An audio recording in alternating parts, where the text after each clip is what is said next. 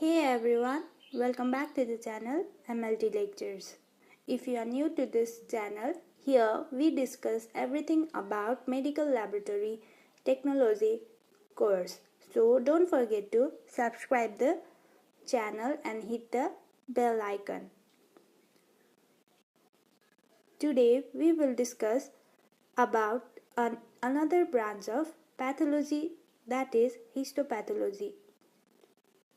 Before moving towards the video, we will first discuss about what is histology and histopathology. Here, histology means study of a normal tissue and histopathology means study of a diseased tissue. When a term pathology comes, we must always remember that it means study of a disease or abnormal tissue. So don't get confused between histology and histopathology. Histopathology is a Greek word which is sum up of three words. They are histo, patho and logy, where histo refers to tissue, patho as suffering and logy as study. So, a branch of pathology that deals with study of diseased tissue is termed as histopathology. These are some terminologies which we must know before studying histopathology chapter. These are biopsy, autopsy, autolysis, putrefaction. Biopsy means removing of a bit of tissue from a living being. Autopsy means removing of large tissue from or organ from a dead body. The difference between biopsy and autopsy is removing of a tissue from living beings is called biopsy, whereas removing of a tissue from a dead body is called autopsy. Then we have autolysis, destruction of tissue due to its own enzymes, putrefaction, destruction of a tissue due to environmental bacteria and organisms. Microorganisms. Purpose of histopathology, or why histopathology is done. First point is, it is used to differentiate between normal and abnormal tissues. Second point we have is, some disease can only be diagnosed by histopathological technique. For example, bovine spongiform encephalopathy can only be diagnosed by histopathological technique. This disease is also called as mad cow disease. Before reporting, we go a various steps to make one single report. It includes biopsy collection from various parts of hospital, then grossing, then tissue processing include fixation, dehydration, clearing, embedding, block making, cutting, mounting, staining. After this whole process, only a report is given to a patient party. Now let's look in detail about histopathology process. First one is specimen accessioning. The tissue specimen in the laboratory are usually collected outside the lab, for example, operation theater room. So when it is received in the lab, should be checked properly. Samples should be labeled along with the requisition form. It must include patient demographic like name, age and sex, detail of a history, anatomic site of a biopsy, number of container sent. This is how the tissue specimen container must be labeled along with the requisition form. These two should match with each other. After a specimen is brought to the lab, the next process we do is grossing. Grossing of a specimen is an important stage in a surgical pathology. It involves accurate naked eye description of intact specimen, correct method of sectioning, cross-examination of cut surface, selection of a proper tissue blocks for microscopy. Histopathology specimens are very vital in a patient care. They not only establish tissue diagnosis but are crucial in clinical management and provide important prognostic data. Grossing is an art of knowledge. What needs to be taken for microscopic study is crucial for final diagnosis. These are some general principles of grossing. It includes specimen identification. Identify all the anatomical structure present, then orientation markers should be identified, then measurement is taken, length, breadth and height along with the weight is measured. After that, examine the external surface. After the examination of external surface, cut all the organs at the interval of 1 cm thickness each. Then describe the cut surface, identify a pathologic process.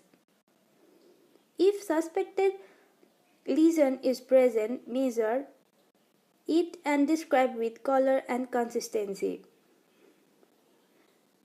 These are the instruments used in grossing: forceps, blade, ruler, cutting board, scissor, knife. We must always wear gloves, gauze and apron to protect ourselves before grossing is done. After grossing is done, the bit of a tissue is kept into a tissue capsule and further process of tissue processing is performed. Tissue processing. It is designed to remove all the extractable water from tissue, replacing it with support medium that provides sufficient rigidity to enable sectioning of the tissue without damage or distortion. Tissue processing has various steps involved in it. Factors affecting rate of processing are agitation, heat, viscosity, pressure. Stages of tissue processing are fixation, dehydration, clearing, infiltration and embedding. First we do is fixation. The most commonly used reagent for the fixation is 10% neutral buffered formalin. Formalin is the most common used fixative. The tissue bits should be of size 2 × 2 cm and 2 to 3 micrometer in thickness. These bits are then placed in a metal cassette or capsule, which are then placed in the fixative. For tiny biopsies or small specimens, they are wrapped in the filter paper and put in the cassette and fixed. To help in visualization of small fragments of tissue during embedding, a few drops of 1% eosin is added. Fixation prevents autolysis and putrefaction of the tissues. After fixation is completed, we go for dehydration process. Dehydration means removal of free unbound water and aqueous fixative from the tissue components. Dehydrating agents are strong hydrophilic in nature. Dehydration should be accomplished slowly. If the concentration gradient is excessive, diffusion current across the cell membrane may cause cell distortion. So, we go from low concentration gradient to high concentration gradient of dehydrating agent. The various dehydrating agents are ethyl alcohol, ethanol, acetone, isopropyl alcohol, methanol, glycol. After dehydration is completed, clearing is done. Clearing agents act as an intermediary between dehydration and infiltration solution. They should be totally miscible with both the dehydrating fluid and embedding medium. Choice of clearing agent depends upon the following points. It includes rapid penetration of tissue, speedy removal of dehydrating agent, ease of removal by melted paraffin wax, minimal tissue damage, low toxicity, low flammability, cost and convenience. Some examples of clearing agents are xylene, toluene, chloroform.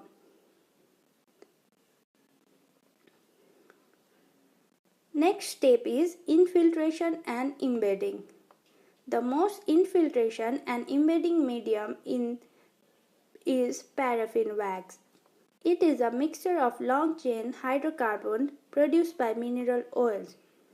It permeates the tissue in liquid form and solidify rapidly when cooled. It is compatible to most routine spatial stain as well as immunohistochemistry protocols. Some other embedding media are resin, gelatin, and celluloid.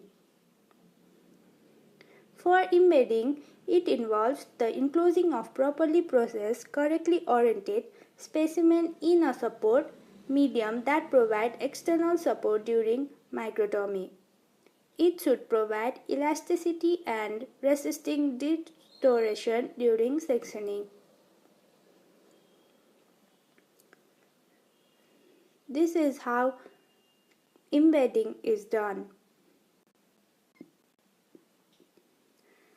After embedding, a proper block is made. So, the next step is section cutting or a microtomy. Microtomy is the means by which tissue is sectioned and attached the surface for microscopic examination. The instrument used for doing section cutting is called as microtome. There are various kinds of microtome that we use in histopathology lab. This we will learn in another video, so don't forget to subscribe the channel.